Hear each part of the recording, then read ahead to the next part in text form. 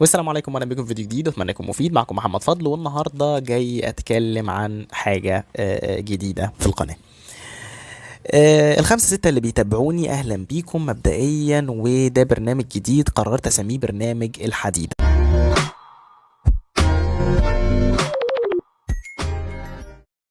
ليه قررت اسميه برنامج الحديده؟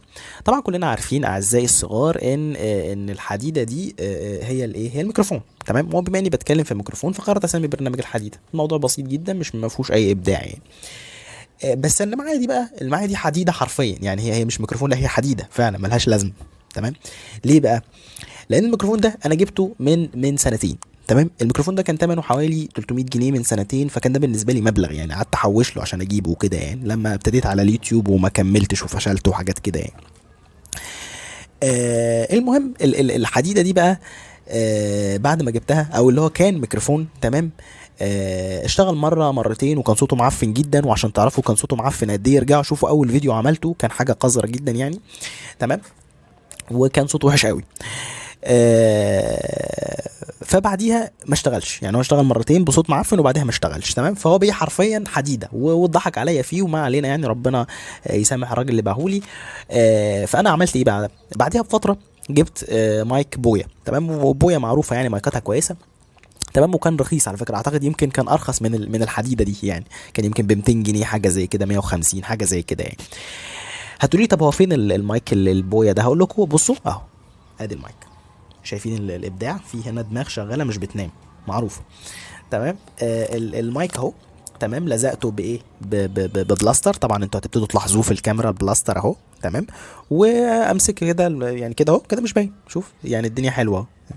ف بس دي يعني ملخص ان انا ليه سميت الايه البرنامج برنامج الحديده يعني.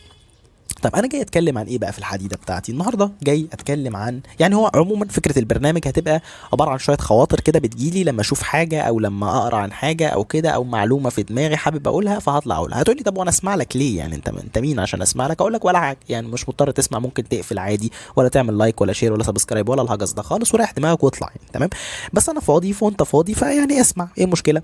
المهم، النهارده بقى جاي اتكلم عن ايه؟ جاي اتكلم عن فيلم ذا بيرسويت اوف هابينس. يعني اتمنى يكون نطقي صح، ممكن يكون نطقه غلط عادي، انا مش حلو في الانجليزي برضه فقشطه يعني، مش تفرق معايا.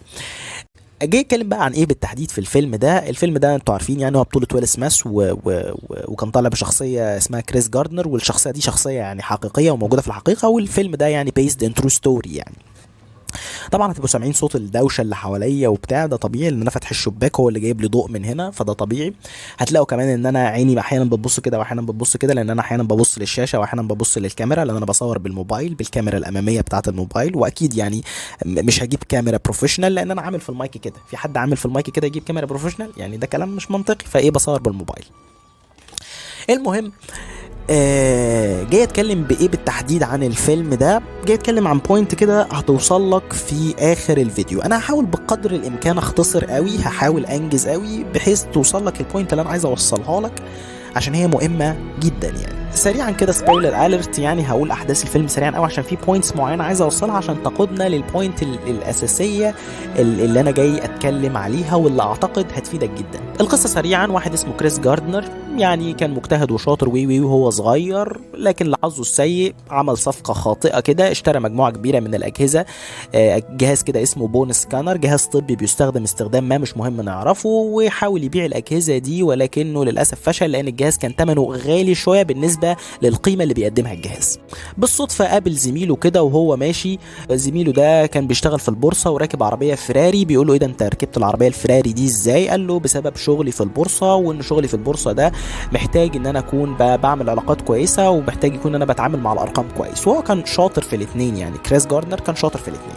فابتدى حلمه ان هو يبتدي يشتغل في البورصه. البورصه او الشركه دي كانت مقدمه تدريب لحظه الحلو، والتدريب ده هيختاروا ما بين 20 واحد من المتدربين، واحد بس يشتغل. فحاول يقدم في التدريب ده عشان يلتحق بالشغلانه دي، ولكن لحظه السيء اكتشف ان التدريب ده او الانترنشيب ده هو عباره عن شغل وهيتفحت فيه ولكن بدون مقابل، وهو كان في اشد الحاجه لفلوس، لان زي ما قلنا هو افلس بعد ما اشترى كميه الاجهزه الكبيره من البون سكانر دي وحاول يبيعها وما قدرش يبيعها. كانت وظيفته في التدريب ده حاجه اسمها كولد كولينج او حاجه اسمها تيلي ماركتنج. يعني ايه؟ يعني وظيفته ان هو كان بيقعد يتصل بالناس في التليفون ويحاول يخليهم يشتروا البرودكت بتاعه او اللي هي ال الاسهم يعني اللي هو شغال فيها في الشركه دي. ظروفه كانت سيئه زي ما قلنا لان هو ما عندوش اي دخل خالص، كان دخله الوحيد ان هو كل فتره ممكن يبيع جهاز من اجهزه البون سكانر يديله شويه فلوس يبتدي يعيش بيه شويه، الفلوس دي تخلص يبتدي يحاول يبيع جهاز تاني وهكذا، لان الجهاز كان للاسف صعب جدا انه يتباع.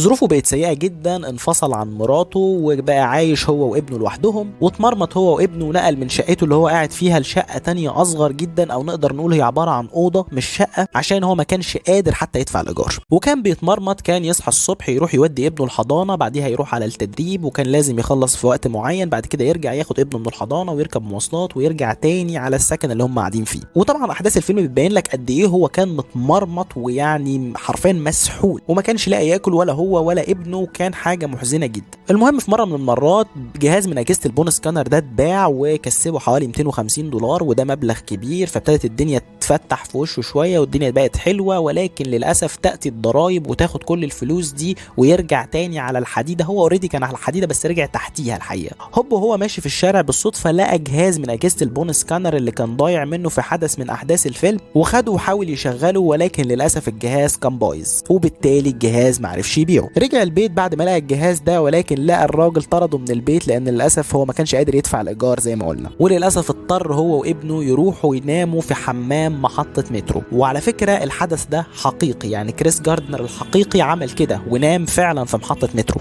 في حمام محطه مترو. مشهد هنا في قمه الابداع وهيوصلنا للبوينت اللي انا عايز اوصلها لك في الاخر، انه بعد ما صحي تاني يوم، هو كان نايم في حمام زي ما قلنا، صحي تاني يوم ومعاه كل الحاجات بتاعته، معاه شنطته اللي فيها هدومه والبدله اللي بيلبسها وبدله تانية معاه شايلها وكده، انه راح الشغل، راح التدريب اللي هو مش بياخد فيه فلوس. راح تعمل ايه؟ يعني هو السؤال اللي يجي في دماغك، راح تعمل ايه؟ يعني انت خلاص الدنيا باظت ومش لاقي تاكل ونايم في حمام وبص الدنيا مبهدله معاك، والتدريب ده ما بتاخدش فيه فلوس وبتبذل فيه مجهود، انت راح تعمل ايه؟ خد بالك من البوينت ده عشان هتوصلنا لحاجه مهمه جدا في النهايه. وحط في دماغك ان هو عشان يروح التدريب ده بيركب مواصلات وبعدها يرجع يجيب ابنه من المحطه، يجيب ابنه من الحضانه، بعد كده يرجع يروح البيت تاني بمواصلات. يعني هو اوريدي عشان يروح التدريب ده بيصرف فلوس، ولكن هو استمر وموقفش التدريب ده رغم ان هو زي ما قلنا كان بيتحرك حرفيا بالايه بكل حاجه، لان هو ما كانش معاه بيت، فبالتالي هو كان حاطط في شنطته كل حاجه وماشي يتحرك بيهم في كل حته، تمام، وبيروح التدريب. انت بتعمل ايه؟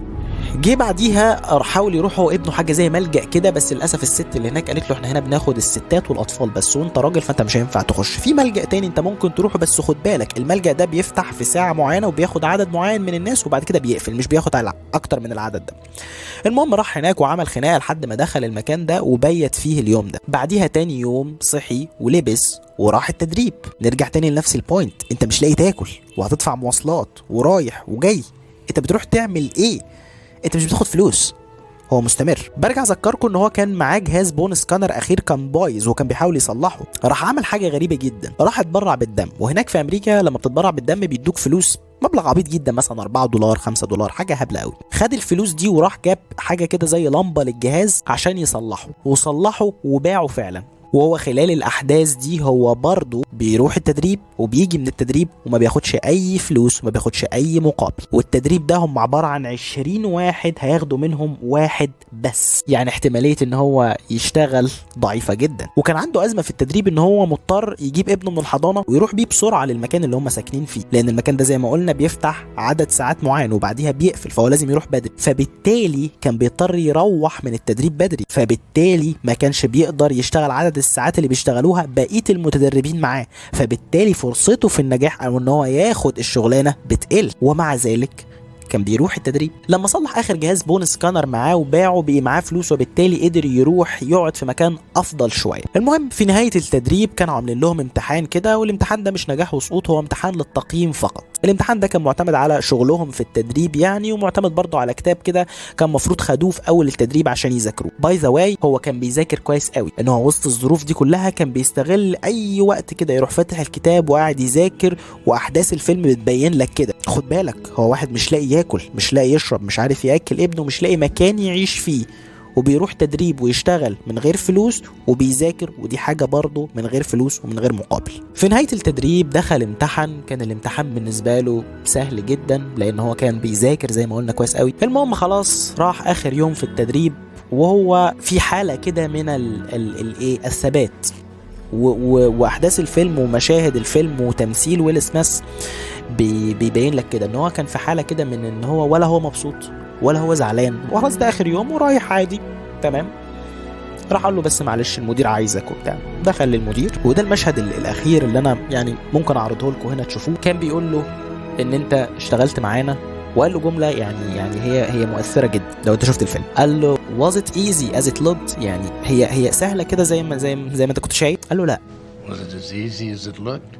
No sir, no sir, it wasn't. Good luck, Chris. Thank you, thank you. Thank you, sir.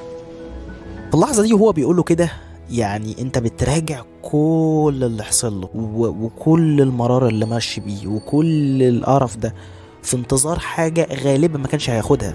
وهي دي البوينت اللي انا جاي اكلمكم عليها، ان عشان توصل لاي نجاح لازم تتحمل خطوات رتيبة مملة سخيفة، والخطوات دي بلا مقابل وكل مؤشراتها سيئة، ولكنك مستمر ومكمل وبتدوس. هتوصل في النهاية، هتوصل، ولو ما وصلتش في دي هتوصل في حاجة تانية، ولو ما وصلتش هتتعلم حاجة هتساعدك توصل لحاجة تاني. ده اللي بيبينه لك الفيلم، ودي البوينت اللي انصحكم وانصح نفسي بيها. وفي بوينت تانية هتلاحظها برضو وانت بتتفرج على الفيلم، ان كريس جاردنر ما جابلكش مشهد من مشاهد الفيلم قاعد بيشتكي واعمل ايه ومعيش فلوس وطب اشوف حاجة تاني، طب اشوف شغلانة تاني، ولا اي حاجة. هو كان مكنة يروح تدريب ويجي من التدريب ويمر بأحداث صعبة ممكن تخليه الأحداث دي ينفعل وكده، بينفعل على الحدث، لكن ما وقفش كده في مرة وقعد أعمل إيه، طب أشوف مكان تاني، طب أشوف حاجة تاني.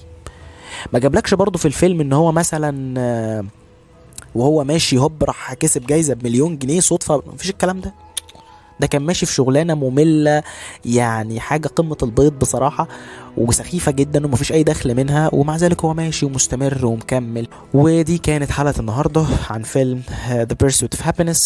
ان شاء الله الحلقه الجايه انا محضر لها فكره. احنا ما فيش زي ما قلنا ما فيش سكريبت محدد، بس هو محضر لها فكره. اتمنى تتابعها واتمنى تكون استفدت. ولو في اي تعليق على مثلا الصوت او التصوير او الكلام ده كله ممكن تكتبها لي في الكومنتس. والسلام عليكم.